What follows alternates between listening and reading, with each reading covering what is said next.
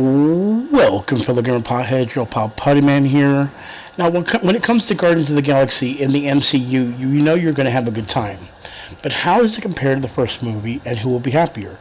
The MCU fans or the comic book fans? Again, I am Putty Man, and today we're going to go ahead and do the non-spoiler and spoiler review for Guardians of the Galaxy Volume 2. Now, first off, I want to explain how these reviews work. First off, when you see Baby Groot at the beginning, then you know things are safe and with no spoils. But when you see Rocket Raccoon, then you need to stop unless you've already seen Guardians of the Galaxy Volume 2, and then you may proceed. Understand? Awesome. So first, let's dive into the characters of the film. First one I want to go ahead and address is the one that's always going to be the big deal, and that's Chris Pratt as Star-Lord. Now, I don't feel anything has really grown. I mean, he's a good leader within the group, and we do find out some story elements that a lot of the comic book fans would already know, but unfortunately, moviegoers wouldn't. So it's wrapped around his family, his life, and we'll actually get back to that once we get to another character. So we're going to go and move on to the next character. Next character I want to talk about is Zoe Saldana, I might have been pronouncing that, as Gamora. Now, her story is going to be addressed with her sister.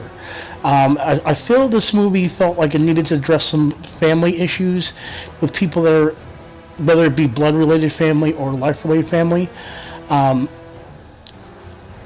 Again, this is something that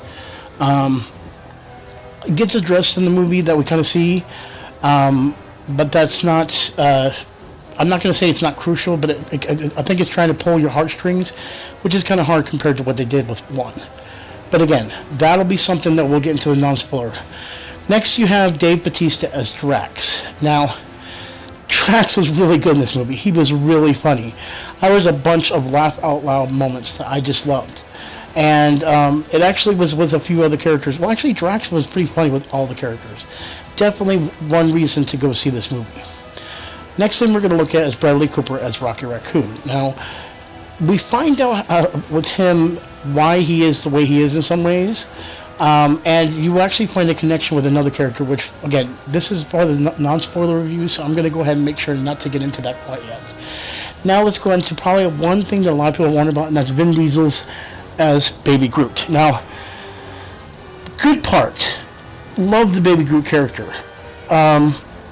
I feel it's filler for kids, but it's still enjoyable to see the little guy, especially the beginning.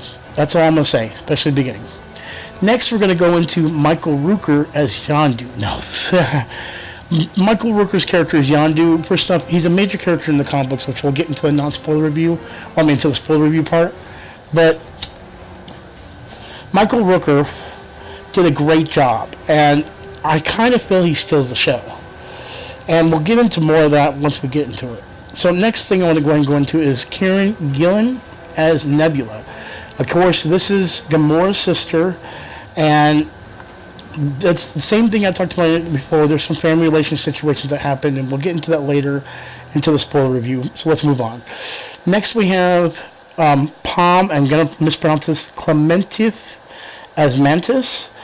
New character that was brought in that's from the Guardians series that's kind of a crucial part of the story in some ways and more. I think it's mostly just to use what ability she has to explain the story,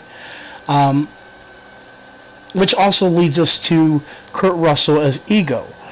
Now, I'm going to leave a few things as a surprise when it comes to Ego. So, that we're going to go ahead and keep into the non-spoiler review. He did a great job, though. I will say this. Kurt Russell did a great job.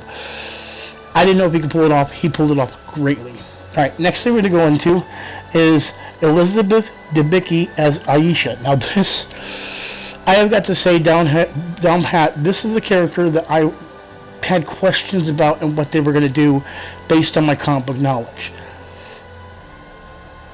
And they did. But I'm going to explain that in the spoiler review. Sorry, I don't mean to confuse you guys. We're still in the non-spoiler review. And then last but not least is Chris Sullivan as Taserface. Quite funny. That's all I can say. Quite funny. So, I guess the best thing I can say for my final thoughts is what I thought of this without spoiling anything. I don't think it pulls the heartstrings as much as the first one. I feel the comedy is way there. There's a lot more comedy in this one, maybe a little more action. This is not downfall to the movie. This is going to be one of those movies that during the movie, the audience is going to love it. It will be the post-credit scenes that will make the geeks fall in love. And that's probably why you're here. So this is why you're here. This leads into our spoiler review here with Rocket Raccoon. So let's go ahead and get into it. Now, there's one character I ignored. Yes, Sylvester Stallone. Remember when we're spoiler review, please, if you've not seen the movie, leave now. I'm about to get into some details that are going to go a little crazy. And at the same time, if you want to come back, and you'll understand why I explain all this stuff. So if you haven't seen the movie, please go see the movie. It is well worth seeing. If you're a comic book fan, stay for the end credits. Stay till the end. You're going to be so happy. And that's where I'm going to go ahead and get into the spoiler review.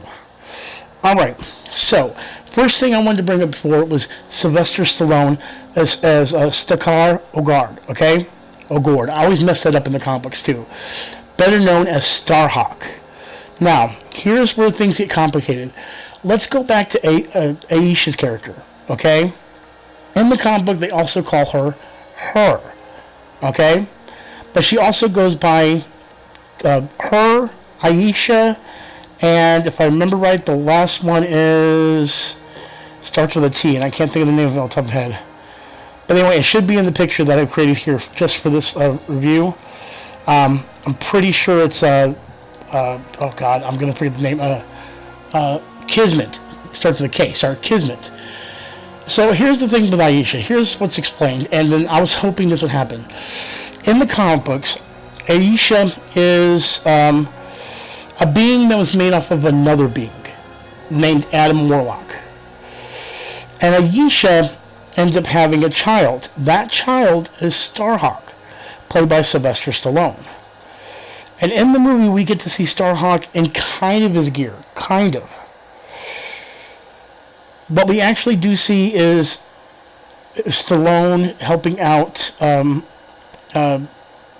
Michael Rooker's character of Yondu, but rejected in the beginning because apparently he wasn't. They felt he wasn't proper to be a Ravager. And what makes this so great is that there was one thing that was missing in this whole puzzle. Aisha's character is actually made off of a character named Adam Warlock. And if you remember, Adam Warlock's cocoon is actually shown in the Collector in Guardians of the Galaxy 1. Again, if you haven't seen Guardians of the Galaxy Volume 2, do not watch this part because if you're a comic book fan, you're going to be so happy to see this. And if you're not a comic book fan, you're coming back to see this, awesome. I will go and explain everything. In that pod is a character named Adam Warlock. Adam Warlock, they called him, and Aisha was actually made as kind of like a clone of Adam Warlock. The movies have kind of reversed it. Because in the movie, they show that her frustrated with the Guardians, and she finally says, I've created someone, and they zoom in, and then they ask, what are you going to name it? And she goes, I'm going to call him Adam. She's referring to Adam Warlock. We are going to get an Adam Warlock now. Everyone called it. A few other things I also want to go into is also, when it comes to the things with the gauntlets. In the movie, Nebula ends up going after Thanos. Of course, her and Gamora make up, but she goes after Thanos. This brings up a lot of things when it comes to the characters. When it comes to the Infinity Gauntlet, that's going to be the major thing for the Infinity War movies. Thanos isn't the only one to actually wield it. Nebula and Adam Warlock have actually both wielded it. I don't know if that's going to be a crucial part, but with them adding Adam Warlock, this changes my point of view on things. I think they might be going that way, and we're going to see that in the Infinity War. That's what they meant by they're both going to be separate movies. Because I think we're going to have Guardians and all the Avengers in there, and then I think we're going to bring in new characters like Adam Warlock, which is going to branch off there and also use the dimensional type of things they use within Doctor Strange. So having Adam Warlock and Aisha and all these characters and Starhawk and all that stuff, it's bringing in another side of the Marvel Universe that a lot of people have never seen. And these are characters that, I mean, I can guarantee you 90% of people have not known these characters or know who they exist. They know Iron Man, Captain America cartoons and stuff like that. But these are characters that were not made crucial within the cartoons, but were in the comic books. So it is confirmed Adam Warlock will be coming. Aisha is the one that's bringing that in. I don't know if any of them are going to bring in the gauntlets, but there's a few other things that I want to bring up. And first thing, we do see Howard the Duck in there. Twice, actually. We see Cosmos in there. And then the biggest reveal, which actually debunks something that was talked about. There's this whole thing going on the internet, which I kind of feel they can do, is that Stan Lee is actually the Watcher. And if you don't know who the Watcher is, unfortunately I'm not going to have a picture to show because I did not prepare to see this in the film. But the Watcher is a character that watches over the whole Marvel Universe. And he's not supposed to interfere with anything unless he feels he needs to, which has happened in the comic books. I felt like Stan Lee being over at Fox and all these Marvel films that have been coming out all these years before Disney bought up Marvel could have brought the worlds together to make him the Watcher. Well, guys, Guardians of the Galaxy Volume 2 decides to debunk this. And do you know how they debunk this? At one point you see Stan Lee in a spacesuit. And there are 3 Watchers there as he's telling a story. Which basically debunks the whole thing that Stan Lee would be the Watcher.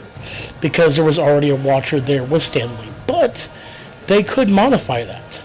I'm not exactly sure, but for the first time, I'm going to say this, we actually get to see the Watcher in the Marvel Cinematic Universe, and that happens in Guardians of the Galaxy 2. So if you're not familiar with it, you'll know it. When you see Stan Lee's cameo, those are the Watchers. There's actually one Watcher, I thought. I didn't think there were many. Oh, there is many Watchers. I'm sorry. I'm misquoting information that I totally forgot about. We only usually see one Watcher. But they showed the Watchers. So for the first time, we actually got to see the Watchers that we've been dreaming of seeing in the Marvel Cinematic Universe. And they did a great job. It looks exactly like the Watcher. I mean, you couldn't miss it. Unless you don't know who they are. So, closing out, here's how I feel about this. We're getting very, very much a lot of Marvel Cinematic Universe movies. Some people think that we're getting drowned in it, and I kind of see what they're talking about. This is going to be one of those movies that people are going to enjoy for the humor, for the story, for the trying to pull at the heartstrings. When it comes to after the theaters, or during the credits, you're not going to probably understand most of them. The only one that people are going to understand is because, especially adults, is at this point at the end of the film, you know how we saw Baby Groot in the first film?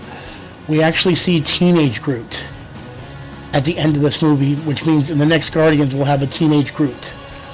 That's going to be interesting. We've seen an adult, a baby, and now we're going to have a teenage Groot. That's going to be awesome. But I want to know what you all think. Make sure to hit that comments below. Tell me what you guys thought of Guardians of the Galaxy 2.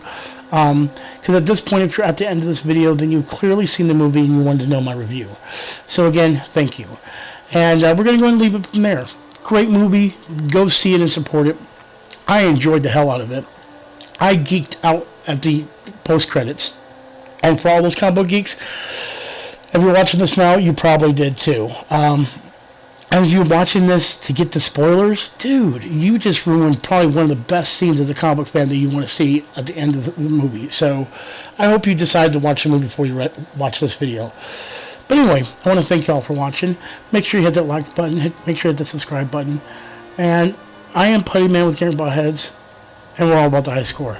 Peace out, and thank you for watching.